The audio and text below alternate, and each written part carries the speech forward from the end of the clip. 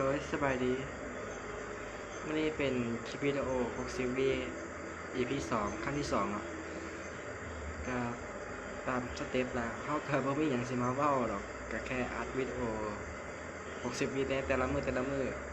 เป็นช่วงแบบแต่ละ EP เมื่อวานนั้นเฮาแนะนำตัวเองไปได้มาว่าเฮามีชื่อว่า